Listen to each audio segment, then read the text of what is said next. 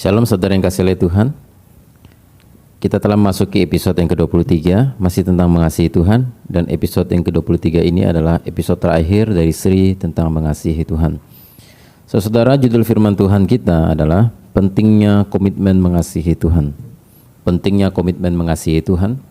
Yang terambil dari Yohanes pasal 21 ayat 15 sampai 19 yang berbunyi demikian. Sesudah sarapan, Yesus berkata kepada Simon Petrus, "Simon anak Yohanes, apakah engkau mengasihi aku lebih daripada mereka ini?" Jawab Petrus kepadanya, "Benar Tuhan, engkau tahu bahwa aku mengasihi engkau." Kata Yesus kepadanya, "Gembalakanlah domba-dombaku."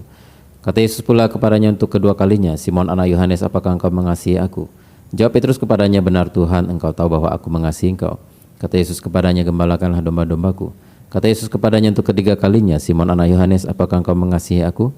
Maka sedih hati Petrus karena Yesus berkata untuk ketiga kalinya, "Apakah engkau mengasihi aku?" Dan ia berkata kepadanya, "Tuhan, engkau tahu segala sesuatu. Engkau tahu bahwa aku mengasihi engkau." Kata Yesus kepadanya, "Gembalakanlah domba-dombaku. Aku berkata kepadamu sesungguhnya ketika engkau masih muda, engkau mengikat pinggangmu sendiri dan engkau berjalan kemana saja kau kehendaki. Tapi jika engkau sudah menjadi tua, engkau akan mengulurkan tanganmu dan orang lain akan mengikat engkau dan membawa engkau ke tempat yang tidak kau kehendaki." Dan hal ini dikatakannya untuk menyatakan bagaimana Petrus akan mati dan memuliakan Allah. Sesudah mengatakan demikian, ia berkata kepada Petrus, "Ikutlah aku." Saudara yang kasih oleh Tuhan, judul firman Tuhan kita di episode yang ke-23 ini adalah pentingnya komitmen mengasihi Tuhan. Saudara, puncak dari hubungan sepasang kekasih adalah ketika mereka saling mencintai adalah pernikahan. Ya, setelah sekian lama mereka menjalin hubungan kasih, ya, mulai dari pendekatan, ya, mentraktir makan, ya, berbagai macam pengorbanan yang dilakukan dari perjalanan sepasang kekasih itu ujung-ujungnya adalah pernikahan. Ya, sehingga ada lagu yang populer beberapa tahun terakhir ini. Mau dibawa kemana hubungan kita? Ya, hubungannya ya, kalau saling mencintai pasti sampai ke pernikahan. Nah, saudara, demikian juga puncak dari perjalanan kita mengikut Tuhan, ya, adalah sampai pada tahap kita mengasihi Tuhan. Demikian juga puncak dari perjalanan kita mengikut Tuhan adalah sampai pada tahap kita mengasihi Tuhan. Itu adalah puncak dari hubungan kita dengan Tuhan. Puncak dari perjalanan kita bersama dengan Tuhan. Itu adalah level tertinggi dari hubungan kita dengan Tuhan yang bisa kita gapai. Ya. Tingkat pertumbuhan iman kita yang paling tinggi hanya akan sampai pada tahap yang paling tinggi adalah mengasihi Tuhan, saudara. Itu sudah level yang paling tinggi. Itu yang Tuhan paling harapkan dan paling inginkan dari kita. Ya. Puncak dari pertumbuhan iman kita, puncak dari kedewasaan iman kita adalah di mana kita menjadi sangat mengasihi Tuhan di dalam hidup ini. Saudara, Petrus sudah ikut Tuhan Yesus selama 3,5 tahun dan ia belum sampai pada tahap sungguh-sungguh mengasihi Tuhan pada waktu itu. Hal ini terlihat dari penyangkalannya sebelum ayam berkokok. Ya, 3 kali dia menyangkal Tuhan Yesus. Hal ini terlihat juga dari jawaban Petrus menggunakan kata pileo di dalam jawaban Petrus sebanyak 3 kali ketika Tuhan Yesus bertanya kepadanya. Pertanyaan pertama menggunakan kata agapao. Pertanyaan kedua juga Tuhan Yesus menggunakan apakah engkau mengasihi aku dengan kata agape. Kemudian pertanyaan ketiga baru Tuhan Yesus menurunkan standarnya, menurunkan sedikit, dia merubah kalimatnya. Ya, dalam bahasa Yunani ada 4 kata kasih. Ya, jadi Tuhan Yesus menyesuaikan dengan jawaban Petrus, pileo. Dan jawaban Petrus dari yang pertama, kedua, ketiga tetap pileo. Dan pertanyaan Tuhan Yesus yang ketiga adalah pileo. Ya, kasih di antara para sahabat. Ya. Nah, saudara yang kasih oleh Tuhan, ini terbukti bahwa Petrus ketika dia mengikut Yesus sudah 3,5 tahun, tapi dia belum sampai pada tahap betul-betul sungguh-sungguh mengasihi Tuhan seperti yang Tuhan harapkan. Ya, tapi dia belajar untuk mau mengasihi Tuhan. Ya. Dan saudara, jika perjalanan iman Anda sebagai orang Kristen belum sampai pada tahap mengasihi Tuhan, maka Anda belum bisa disebut pengikut Yesus atau murid Yesus yang sejati. Jika perjalanan iman saudara di dalam saudara menjadi orang Kristen, setelah saudara mengikut Tuhan sekian lama, ya, saudara akan sampai pada tahap mengasihi Tuhan. Jika tidak, maka saudara belum bisa dikategorikan sebagai pengikut Yesus atau murid Yesus yang sejati. Sebab mengasihi Tuhan adalah perintah yang paling utama dan yang terpenting dalam seluruh perintah Tuhan. Seperti yang tertulis dalam Matius pasal 22 ayat 36 sampai 38. Guru, hukum manakah yang terutama dalam hukum Taurat? Jawab Yesus kepadanya, kasihilah Tuhan Allahmu dengan segenap hatimu dan dengan segenap jiwamu dan dengan segenap akal budimu. Itulah hukum yang terutama dan yang pertama. Saudara, Tuhan Yesus mengatakan bahwa hukum yang paling utama dan yang pertama adalah mengasihi Tuhan. Kalau saudara belum sampai pada tahap mengasihi Tuhan, saudara belum melakukan perintah yang paling utama.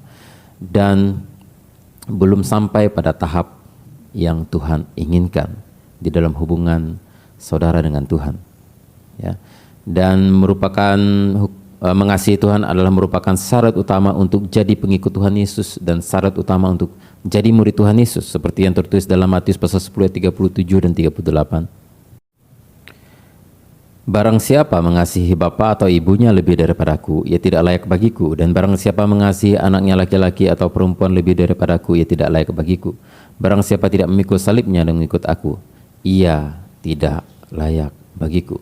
Jadi saudara, bahkan Tuhan Yesus, ya, menuntut supaya kita mengasihi Dia lebih daripada kita mengasihi saudara kita, ayah ibu kita, keluarga kita. Ya. Jika tidak demikian, kita tidak bisa menjadi muridnya. Kita tidak pantas menjadi muridnya.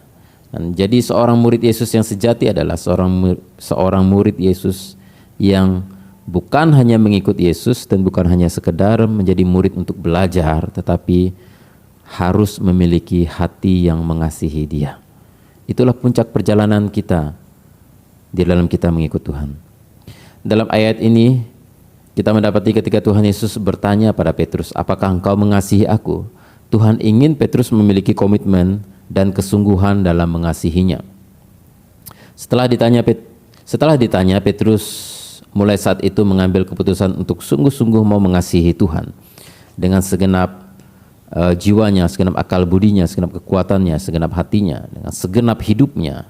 Setelah dia mendapatkan pertanyaan dari Tuhan Yesus dan dia mengambil komitmen, dan mulai hari itu dia mau mengasihi Tuhan.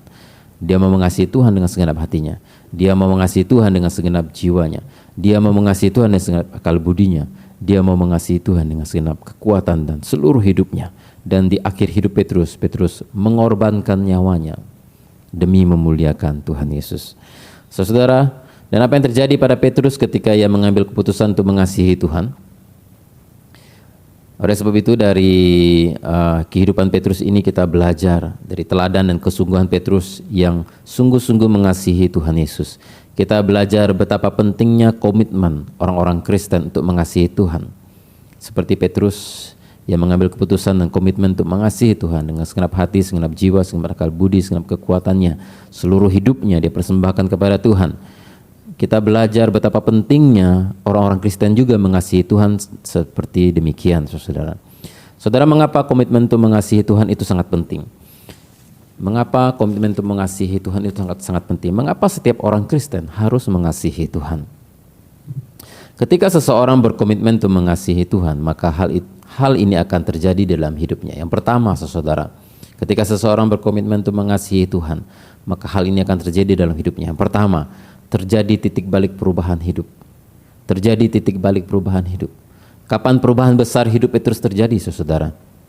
Yaitu yang pertama pada saat ia mengambil keputusan untuk sungguh-sungguh mengasihi Tuhan Yesus dengan segenap hati dan segenap jiwa, segenap pikiran dan seluruh hidupnya. Ketika dia mengambil keputusan untuk sungguh-sungguh mengasihi Tuhan, dari pertanyaan yang Tuhan Yesus ajukan kepadanya, dan dia menjawab, ya Tuhan, aku mau mengasihi Engkau. Pada hari itu dia mengambil komitmen untuk mengasihi Tuhan. Dan yang terjadi dalam hidup Petrus adalah perubahan hidup. Terjadi titik balik perubahan hidup di dalam dirinya. Saudara dikasihi oleh Tuhan, pada saat Tuhan Yesus bertanya kepada Petrus di hari kebangkitannya itu, disitulah terjadi titik balik perubahan hidup Petrus yang sangat drastis. Dan yang kedua yang menjadi titik balik perubahan hidup Petrus adalah pada saat dia menerima Roh Kudus di hari Pentakosta. Ketika mereka berdoa, ya, di Yerusalem mereka menanti sambil berdoa 10 hari setelah hari kenaikan Tuhan Yesus, mereka menerima pencurahan Roh Kudus. Dan di situ Petrus menerima pencurahan Roh Kudus, dia menerima kuasa Roh Kudus. Roh Kudus hadir dalam hidupnya dan mengubah dia. Dia memiliki kuasa, karunia untuk melayani, keberanian untuk memberitakan Injil, ya, berbagai macam kuasa untuk mengadakan tanda-tanda mujizat. Semuanya terjadi ketika dia menerima Roh Kudus di hari Pentakosta. Itulah menjadi titik balik dalam kehidupan Petrus. Petrus orang yang penakut menjadi pemberani karena menerima Roh Kudus. Petrus orang yang tidak cakap melayani akhirnya menjadi begitu cakap melayani, begitu cakap untuk mengajar, penuh dengan pengetahuan akan firman yang diberi tahukan oleh Roh Kudus. Nah, saudara kasih Tuhan, keberaniannya dalam memberitakan Injil semuanya karena dia telah menerima Roh Kudus. Nah, itu adalah titik balik kehidupan Petrus, ya. Dan saya hanya akan membahas tentang yang pertama, yaitu ketika Petrus mengambil komitmen dan keputusan untuk sungguh-sungguh mengasihi Tuhan dengan segenap hati, segenap jiwa, segenap pikiran dan seluruh hidupnya. Itu menjadi titik balik dalam kehidupannya yang merubah dia selama-lamanya, saudara. Berikut ini perubahan-perubahan yang terjadi dalam diri Petrus setelah dia memutuskan untuk mengasihi Tuhan. Yang pertama adalah dia menjadi tidak penakut lagi. Dia lebih berani untuk berkorban untuk Tuhan. Pada awalnya dia begitu takut, ya, dan sehingga dia menjadi menyangkal Tuhan Yesus ketika ditanya oleh orang-orang, apakah engkau salah satu pengikut dari Yesus? Dia menyangkal, saudara, karena dia takut mati, karena dia takut dianiaya. Tapi ketika dia sudah mengambil keputusan mau mengasihi Tuhan, dia tidak takut lagi. Dia berani mati untuk Tuhan. Dan terjadi perubahan apa lagi? Petrus ini seorang yang bermulut besar. Dia suka berkoar-koar, dan dia tidak bisa memenuhi apa yang dia ucapkan. Kata-kata yang diucapkan dia tidak bisa penuhi. Dia berkata, sekalipun mereka semua lari, sekalipun mereka meninggalkan engkau, sekalipun aku harus masuk penjara dan aku harus mati untuk engkau, aku tidak akan pergi. Aku tidak akan meninggalkan engkau, Tuhan. Tapi yang terjadi adalah dia menyangkal Tuhan Yesus. Nah, apalagi yang terjadi pada Petrus, perubahan hidup apa yang terjadi dalam kehidupannya? Dia menjadi lebih bijak dan lebih tenang, saudara. Petrus ini, saudara-saudara, adalah orang yang kerasak kerusuk, ya. Kalau kita lihat hidup Petrus ketika dia mengikut Tuhan Yesus, ini orangnya kerasak kerusuk, ya. Orangnya tidak tenang dan tidak bijak. Tapi setelah dia mengikut Tuhan dengan komitmen untuk mengasihi Tuhan dan telah dipenuhi Roh Kudus, hidupnya lebih bijaksana dan menjadi sangat tenang. Dia menjadi berani hidup dalam kebenaran dan kekudusan. Ketika di perahu dalam perjumpaan pertama kali ketemu Tuhan Yesus, Petrus merasa tidak layak karena banyak dosa. Dia menyadari dirinya banyak dosa. Dan ketika dia sudah berkomitmen untuk mengasihi Tuhan dan menerima Roh Kudus, saudara, maka yang terjadi dalam hidup Petrus adalah dia bisa hidup benar dan hidup kudus, menjaga kekudusan di hadapan Tuhan. Petrus ini merasa orang yang banyak dosa dan tidak layak di hadapan Tuhan. Tapi setelah dia menerima Roh Kudus, setelah dia mengambil keputusan untuk mengasihi Tuhan, terjadi titik balik perubahan hidupnya. Dia bisa hidup menjaga kekudusan dan kebenaran. Saudara, orang Kristen banyak yang bergumul dengan kebiasaan buruk dan dosa mereka. Bahkan selama bertahun-tahun tanpa ada kemajuan. Mungkin ada kemajuan tetapi pelan sekali. Di mana letak masalahnya, saudara? Mengapa banyak orang Kristen setelah dia bertahun-tahun ikut Tuhan, dia merasa sulit untuk berubah? Mengapa ia masih tetap jatuh di dalam kubangan dosa yang sama? Di mana letak masalahnya? Kenapa tidak bisa terjadi perubahan di dalam hidupnya? Mengapa mereka tidak mampu berubah setelah sekian lama ikut Tuhan? Saudara, masalahnya adalah terletak pada hati yang belum mengasihi Tuhan. Ketika seseorang belum mengasihi Tuhan dan belum menerima Roh Kudus, ya, maka dia kesulitan sekali untuk bisa berubah. Seperti Petrus, jika sudah punya hati yang mengasihi Tuhan, kita pasti berubah, bahkan dengan sangat signifikan, cepat, dan radikal. Seseorang kalau dia sudah mengambil keputusan untuk mengasihi Tuhan, itu akan lebih mempermudah perjalanannya di dalam dia merubah kehidupannya. Ya, perubahan itu adalah karena dua belah pihak saudara, karena Tuhan yang mengubah kita, tapi juga karena niat kita, karena kita memang berkeinginan untuk berubah. Nah, kalau kita berkeinginan untuk berubah dari diri kita saja, kita tidak mampu kalau tidak Roh Kudus yang menolong kita dan menuntun kita. Jadi kalau ketika kita mengambil keputusan mengasihi Tuhan, saudara yang kasih oleh Tuhan, ketika engkau mengambil keputusan untuk mengasihi Tuhan, maka proses untuk perubahan itu jauh lebih cepat, lebih signifikan, lebih cepat dan lebih radikal. Itulah yang terjadi kepada Petrus. Titik balik perubahan hidupnya adalah terjadi ketika dia mengambil komitmen untuk mengasihi Tuhan. Disitulah terjadi perubahan hidup yang signifikan, begitu cepat, begitu radikal. Titik balik perubahan hidup terjadi ketika seseorang memutuskan untuk sungguh-sungguh mengasihi Tuhan. Saya telah melihat, saudara yang kasih oleh Tuhan, ya, banyak orang Kristen yang hari ini hidupnya ya kesulitan sekali untuk bisa berubah dari kebiasaan-kebiasaan buruk mereka. Ya, mereka mungkin sebenarnya ingin sekali berubah dari kebiasaan judi, mabuk, ya, memukul istri, atau menipu orang, atau berbohong, ya, menggosipi orang dan sebagainya. Mereka sangat ingin berubah, tetapi pada akhirnya selalu gagal. Kenapa? Karena mereka belum sampai pada tahap mengikut Tuhan. Di puncak daripada mengikut Tuhan itu harus sampai pada tahap mengasihi Tuhan. Kalau saudara sudah punya hati yang mengasihi Tuhan, ya, bukan hanya percaya kepada Tuhan, tapi sudah sampai pada tahap mengasihi Tuhan, saudara pasti akan lebih cepat untuk bisa berubah, signifikan dan bisa lebih radikal untuk bisa berubah.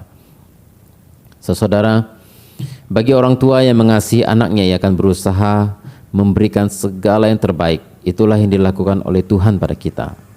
Ya, kita sebagai anaknya, Dia begitu mengasihi kita dan Dia rela datang ke dalam dunia menjadi manusia, mati dari kayu salib untuk menebus dosa kita. Itu yang Tuhan Yesus lakukan. Nah, bagi seorang anak yang mengasihi orang tuanya, ia akan berusaha untuk menyenangkan hati orang tuanya. Dan itulah seharusnya yang dilakukan bagi Tuhan yang adalah Bapa kita. Ya, kalau kita benar-benar sungguh-sungguh mengasihi Tuhan, saudara, kita akan berusaha untuk melakukan sesuatu yang menyenangkan hati Tuhan. Seperti kita berusaha untuk menyenangkan hati orang tua kita karena mereka mengasihi kita. Karena Tuhan sudah mengasihi kita, kita akan berusaha sekuat tenaga untuk bisa memuliakan Tuhan dalam hidup kita, menyenangkan hati Tuhan dalam hidup kita. Dan ketika kita punya komitmen itu, karena kita mengasihi Tuhan, kita ingin menyenangkan hati Tuhan, memuliakan Tuhan, maka lebih cepat terjadi perubahan di dalam hidup kita. Ya, cara terbaik untuk menyenangkan hati Tuhan adalah dengan berani melakukan kebenaran dan hidup dalam kekudusan, dan berani hidup berubah, ya, tidak sama dengan dunia ini. Nah, saudara yang kasih oleh Tuhan, jika ada orang Kristen yang kesulitan sekali untuk berubah dan masih terus hidup dalam kubangan dosa, sampai hari ini saya tahu penyakitnya berasal dari mana. Apa penyakitnya yang membuat dia tidak bisa berubah? Penyakitnya adalah tidak mengasihi Tuhan. Kalau seseorang mengasihi Tuhan, maka akan lebih mudah baginya untuk menaati firman Allah. Akan lebih mudah baginya untuk berubah dari segala kebiasaan buruk yang mereka lakukan. Karena dia akan berusaha, ketika dia mengasihi Tuhan, dia akan berusaha sungguh-sungguh untuk melakukan apa yang benar, apa yang berkenan kepada Tuhan, dan apa yang menyenangkan hati Tuhan. Itu masalahnya, saudara. Hari-hari ini saya melihat banyak orang Kristen. Kenapa mereka tidak bisa berubah? Karena mereka tidak mengasihi Tuhan. Kalau mereka punya hati yang mengasihi Tuhan, sama seperti yang dilakukan oleh Petrus, mengambil komitmen untuk mengasihi Tuhan, maka pasti terjadi titik balik perubahan hidup di dalam diri saudara. Saudara, yang kedua, itu yang pertama, saudara. Yang pertama, apa yang terjadi jika kita mengambil komitmen untuk mengasihi Tuhan? Yang pertama adalah terjadi titik balik perubahan dalam hidup kita. Yang kedua, saudara, ketika kita mengambil keputusan untuk mengasihi Tuhan, yang terjadi dalam hidup kita adalah api semangat pengorbanan itu akan menyala di dalam diri kita. Api semangat pengorbanan untuk Tuhan itu akan menyala di dalam diri kita. Ketika Petrus bersedia diminta untuk mengembalakan umat Tuhan, domba-domba Tuhan, sebagai bukti cintanya pada Tuhan, sebagai bukti kasihnya kepada Tuhan, maka itu berarti Petrus harus siap melakukan pengorbanan besar di dalam hidupnya. Ya, ia harus siap berkorban segalanya untuk Tuhan. Ya, Dia harus merubah profesinya dari seorang nelayan yang sudah mapan.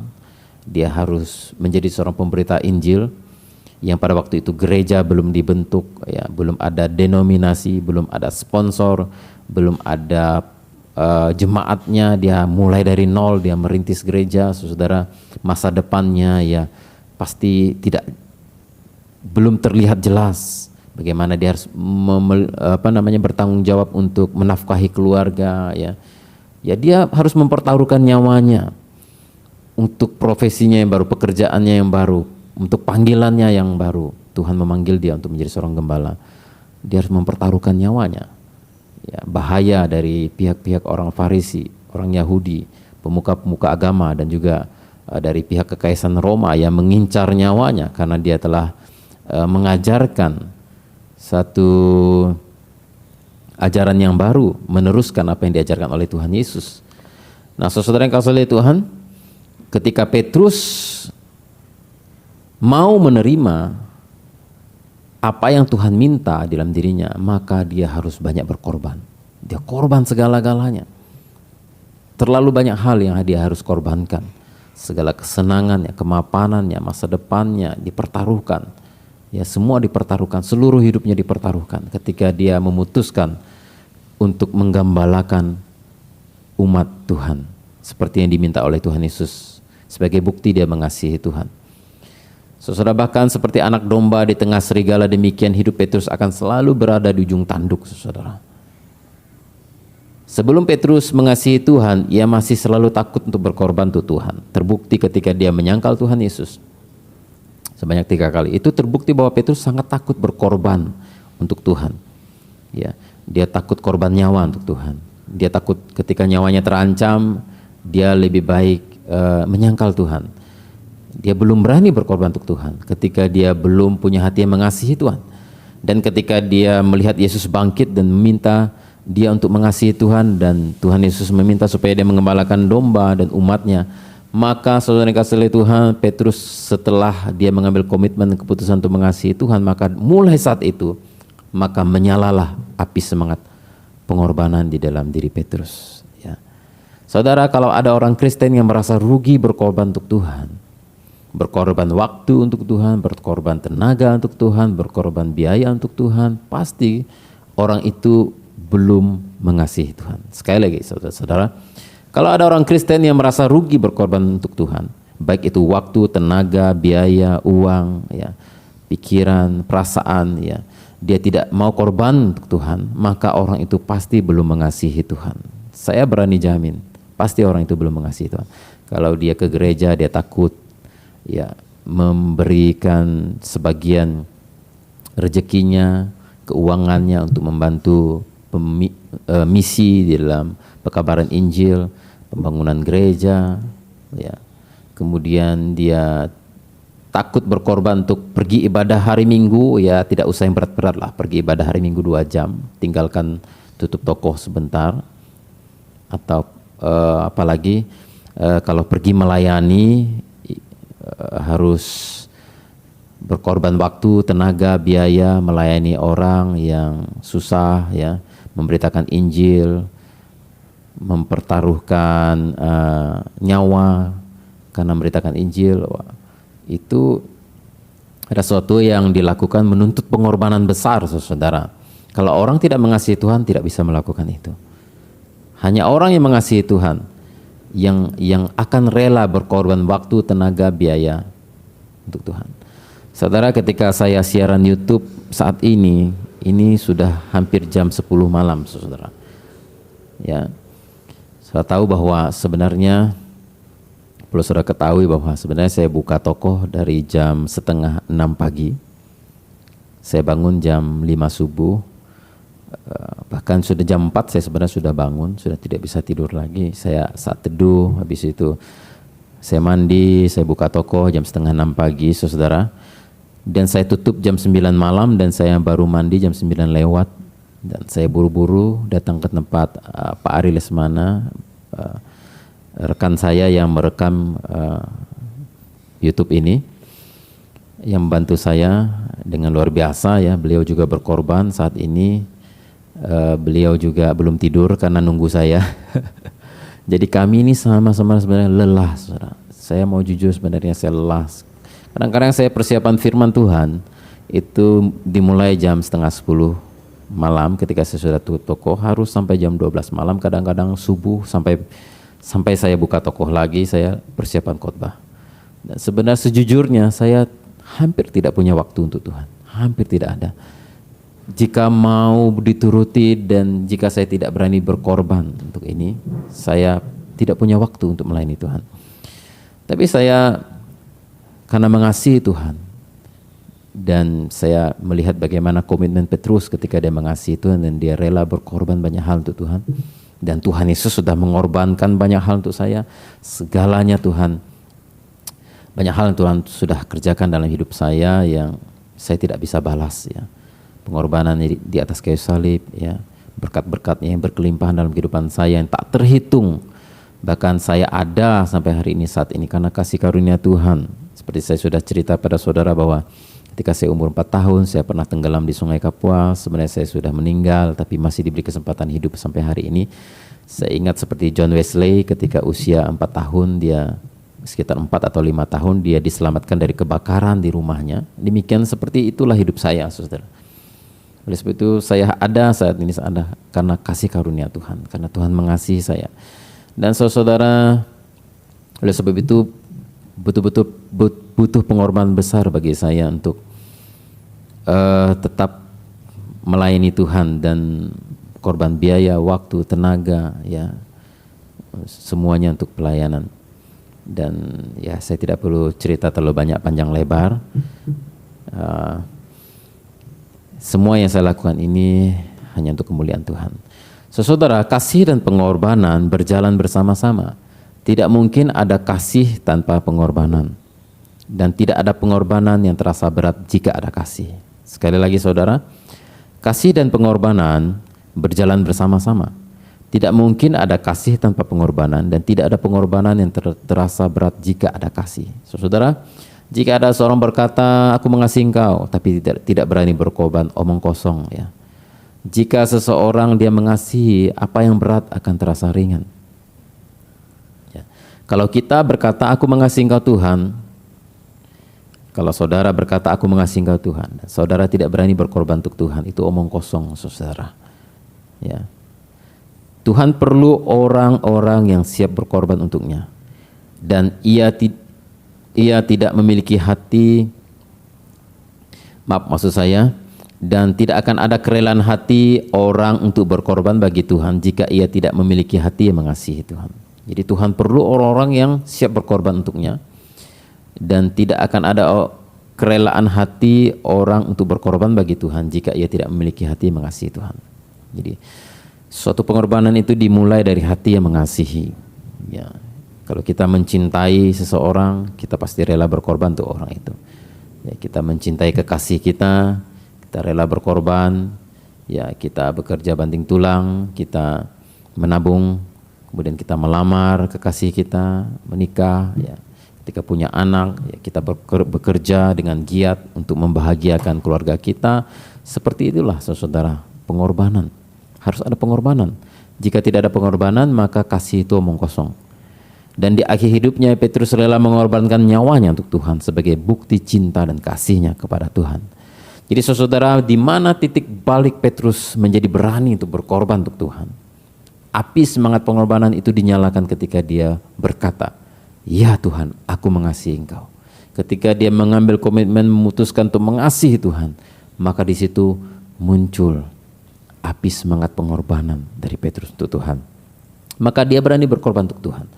Berkorban nyawa, berkorban biaya, waktu, tenaga, masa depan, segalanya dia pertaruhkan untuk Tuhan. Jadi saudara, kalau ada orang Kristen yang hari ini merasa berat untuk pergi ibadah, melangkahkan kakinya, yang mungkin jarak gereja dan rumahnya hanya sekitar 10 meter, dia tidak bisa melangkahkan kakinya ke gereja, itu orang yang tidak mengasihi Tuhan. Kalau ada orang Kristen yang tidak bisa menyediakan waktunya 2 jam saja untuk ibadah di gereja, itu orang Kristen yang tidak mengasihi Tuhan. Kalau ada orang Kristen yang merasa rugi untuk memberikan sebagian harta miliknya untuk pembangunan gereja, untuk menyokong pekabaran Injil, itu orang Kristen yang tidak mengasihi Tuhan.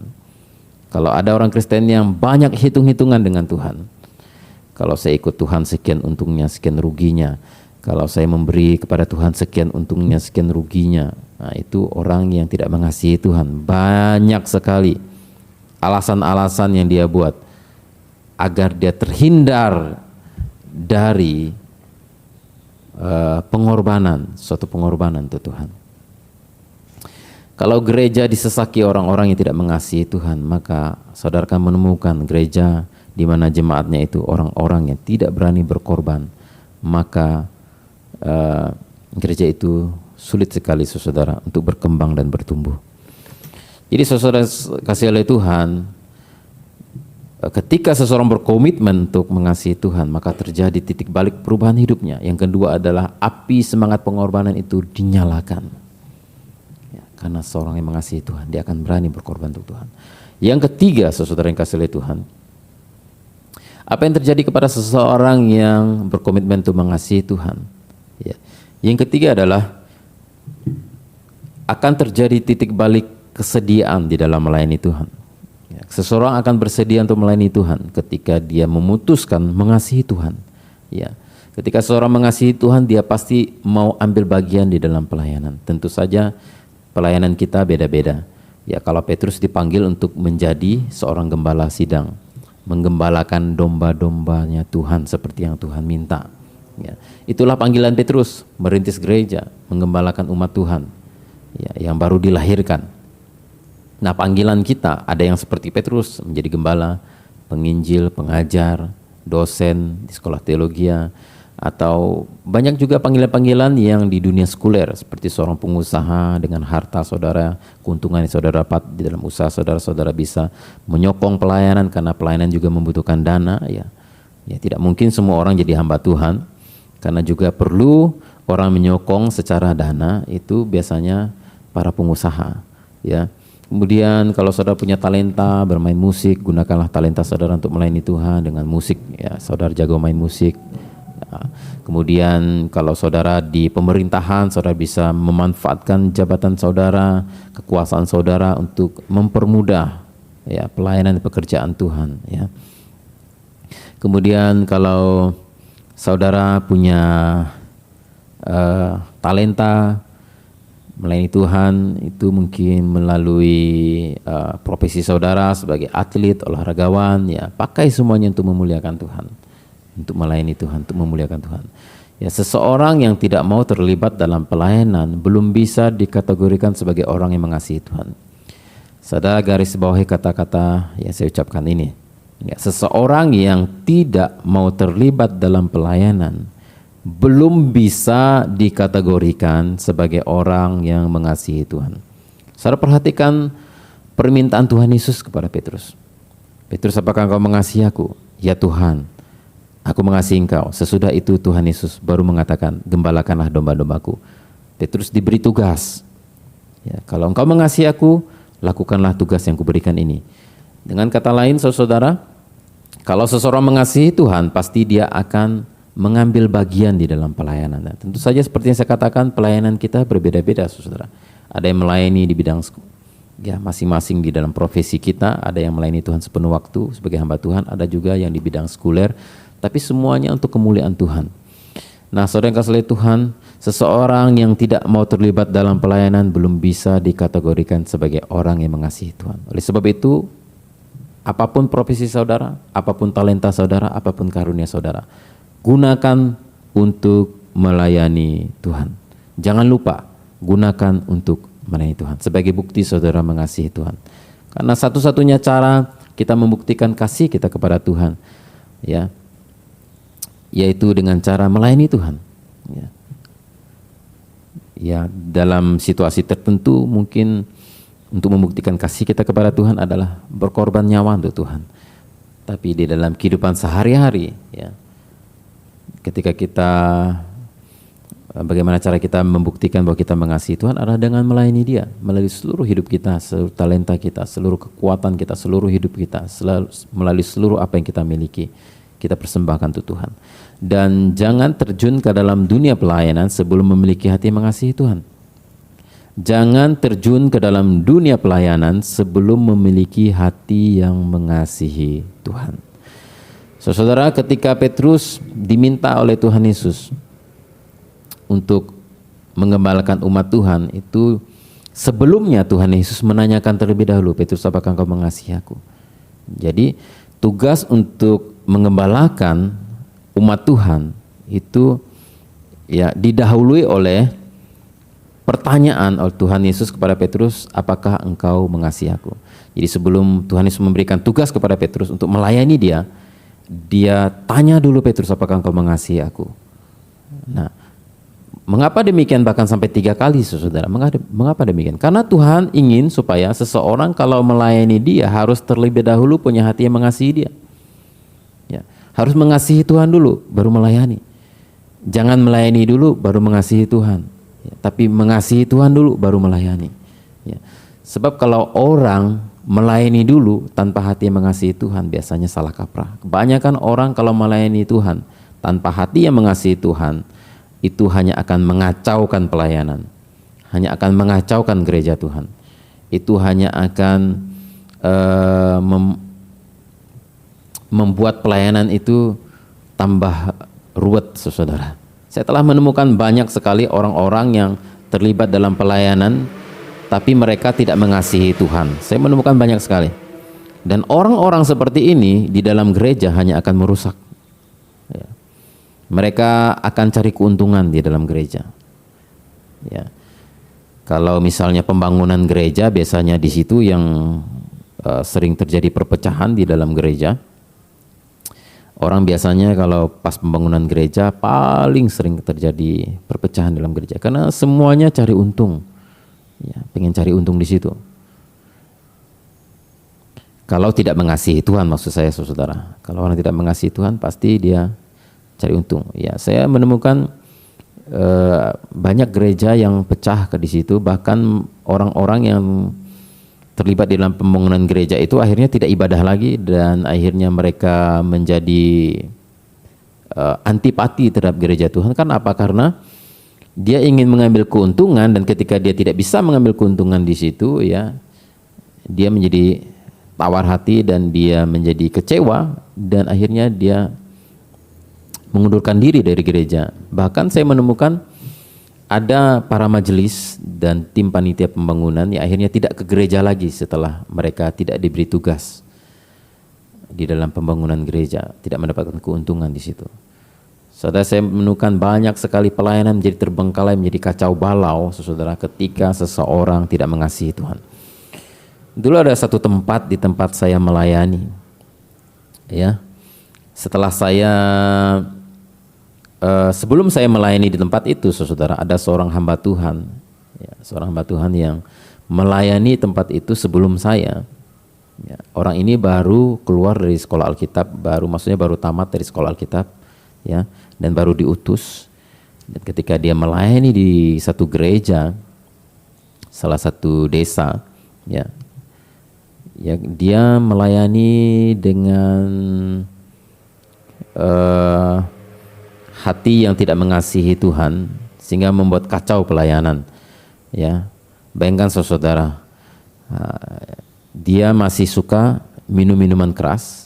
Ketika dia minum minuman keras sepanjang malam, kadang-kadang malam minggu itu dia nongkrong di warung remang-remang, minum sampai subuh dan pulang subuh-subuh. Dia belum bangun. Jemaatnya sudah hadir dalam gereja jam 9 pagi, dia belum bangun tidur, saudara, bayangkan orang ini. Dan jemaat yang harus membangunkan dia, bangun Pak, kita mau ibadah, bayangkan saudara, hamba Tuhan bagaimana bisa melayani seperti itu. Dan akhirnya saudara, hamba Tuhan ini akhirnya terpaksa dikeluarkan dari tugas dan jabatannya dari sinode, ya, karena tidak bertanggung jawab. Terus menerus selama berbulan-bulan dia melayani seperti itu. Dan akhirnya saya yang menggantikan, karena kosong saya menggantikan dan saya setengah mati susahnya, saudara-saudara, memperbaiki keadaan situasi yang sudah rusak. Nah, orang kalau tidak mengasihi Tuhan, tidak punya hati mengasihi Tuhan, lebih baik nggak usah melayani. Ya, Oleh sebab itu Tuhan Yesus bertanya dulu sama Petrus, apakah engkau mengasihi aku, Petrus? Kalau mengasihi aku, gembalakanlah domba-dombaku. Ya, kalau saudara mau terjun dalam pelayanan, ingat, saudara harus mengasihi Tuhan dulu. Kalau tidak mengasihi Tuhan, lebih baik enggak usah. Sebab hanya bikin kacau di gereja, saudara. Bikin gereja pecah belah dan bikin kacau. Lebih baik tidak usah melayani kalau tidak mengasihi Tuhan. Kalau saudara sudah punya komitmen untuk sungguh-sungguh mengasihi Tuhan, silahkan saudara melayani Tuhan. Saudara, melalui kesempatan ini, saya ingin mendorong Anda, mari terlibat dalam pekerjaan Tuhan. Ya, pekerjaan Tuhan itu sangat banyak sekali. Ya, masih banyak hal yang bisa kita lakukan untuk Tuhan. Ya, ada berapa orang hamba Tuhan di beberapa daerah yang saya jumpai, di mana saya diundang khotbah di situ. Mereka cerita, Pak, di sini banyak sekali pelayanan yang belum tercapai, Pak. Kami pengen membangun asrama untuk menampung anak-anak dari desa supaya mereka bisa tinggal di asrama. Ya, kita muridkan supaya mereka tidak terlibat pergaulan bebas, kenakalan remaja. Ya, tapi kita nggak punya dana, Pak, untuk beli tanah, untuk membangun gedung, nggak punya biaya. Nah, saudara, kalau saudara seorang pengusaha yang diberkati Tuhan, saudara bisa ambil bagian di dalam pelayanan itu. Ya. Ada banyak gereja yang kekurangan pemain musik, ada banyak gereja yang kekurangan hamba Tuhan. Ya. Ada banyak gereja yang sudah dirintis tapi kosong, tidak ada hamba Tuhannya. Ya. Faktor ini, ya, memang di desa itu ya gajinya kecil, bahkan tidak ada, sudah sangat sedikit sekali orang yang mau pergi ke sana. Dan diperlukan orang-orang yang sungguh-sungguh mengasihi Tuhan baru bisa bertahan di dalam pelayanan di tempat-tempat seperti itu. Ya, maaf saudara, kalau jadi hamba Tuhan di kota besar ya mungkin tidak terlalu bergumul dengan masalah ekonomi. Tapi kalau di desa-desa sulit sekali secara ekonomi, dan itu betul-betul butuh pengorbanan besar. Hanya orang yang sungguh-sungguh mengasihi Tuhan yang bisa bertahan di sana. Saudara, banyak sekali pekerjaan Tuhan. Mari saya mengajak saudara, mendorong saudara, mari kita melayani Tuhan di ladang Tuhan. Ladang sudah menguning dan siap untuk dituai, kata Tuhan Yesus, tapi pekerjaannya sedikit. Ya. Anda bisa terlibat dalam kunjungan, ya, kalau ada jemaat yang sakit, saudara bersama dengan gembala sidang mengunjungi, ikut dalam kegiatan doa puasa, dalam pelayanan sekolah minggu, pemuda remaja, ikut dalam penginjilan, bawa jiwa kepada Tuhan, rintis gereja, pimpin pujian, main musik, ya, menyumbang harta saudara untuk pembangunan, untuk misi, bantu Bapak Gembala apa yang bisa saudara bantu, bahkan mungkin bersih-bersih gereja pun gak apa-apa, cuci WC pun gak apa-apa, yang penting pelayanan saudara. Tidak ada alasan tidak bisa melayani. Pak, saya gak bisa main musik, gak apa-apa, tapi kamu kan bisa cuci WC, kan bisa, ya. Sapu gereja kan bisa, mengepel gereja kan bisa. Nggak ada saudara yang nggak bisa kita lakukan untuk Tuhan, nggak ada. Semuanya bisa kalau mau. Kalau saudara mengasihi Tuhan, saudara bisa melakukan apapun yang saudara bisa. Nyapu gereja, ngepel gereja, bantu kunjungan, apa saja bisa dikerjakan. Ya, seorang ibu yang pernah saya saksikan saudara di episode-episode sebelumnya, ya, seorang ibu yang sangat miskin. Dia tidak berpendidikan tinggi, tidak pandai bicara, tidak bisa khotbah, tidak bisa memimpin pujian. Kalau nyanyi fales, ya, saudara, pekerjaan sebagai tukang cuci pakaian, kemudian sangat miskin dan dipandang hina oleh tetangga-tetangganya. Tapi dia punya hati yang mengasihi Tuhan dan melayani Tuhan. Dan dia bilang sama Pak Pendeta, Pak, saya nggak bisa apa-apa selain hanya bisa bersih-bersih. Ya, akhirnya saudara, dia ambil waktu setiap hari Sabtu untuk menyapu gereja, mengepel gereja, mengelap kursi, kemudian membersihkan mimbar, memberi makan bebeknya Pak Pendeta, ayamnya Pak Pendeta, ya, kurungannya dibersihkan, ya, cuci WC-nya Pak Pendeta dan sebagainya. Itu yang dilakukan, saudara. Bertahun-tahun dia melakukan dengan setia, dan akhirnya Tuhan begitu setia kepadanya. Dan hari ini anaknya diterima sebagai PNS, bisa selesai kuliah, diberkati Tuhan dengan luar biasa. Saudara, tidak ada alasan tidak bisa melayani Tuhan. Yang ada adalah hati yang tidak mengasihi Tuhan yang membuat saudara tidak melayani. Sekali lagi saudara, jika engkau tidak melayani Tuhan, itu hanya karena engkau tidak mengasihi Tuhan. Jika engkau mengasihi Tuhan, tidak ada yang tidak bisa engkau lakukan untuk Tuhan. Ya. Seorang wanita, dia sangat rindu untuk memberitakan Injil, pergi ke jalan-jalan, memberitakan Injil, membagikan traktat. Tapi suatu ketika, saudara, dia sakit keras. Dan sakit ini membuat dia lumpuh, saudara, dan tidak bisa memberitakan Injil seperti yang dia rencanakan.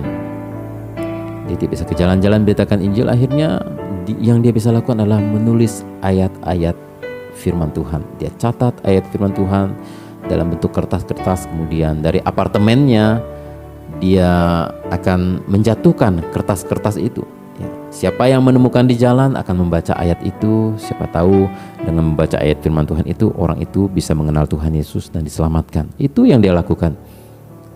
Ini suatu ketika, saudara, ada seorang anak muda akan terjun dari jembatan dan akan bunuh diri, saudara, karena putus asa dengan kehidupannya yang sulit.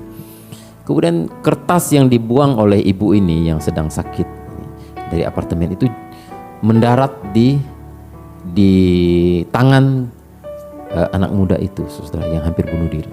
Dan ketika dia menangkap kertas ayat firman Tuhan itu dan dia membaca, dan ayat firman Tuhan itu adalah Pengkhotbah pasal 7 ayat 17 yang berbunyi, "Janganlah terlalu fasik, janganlah bodoh, mengapa engkau mau mati sebelum waktumu?"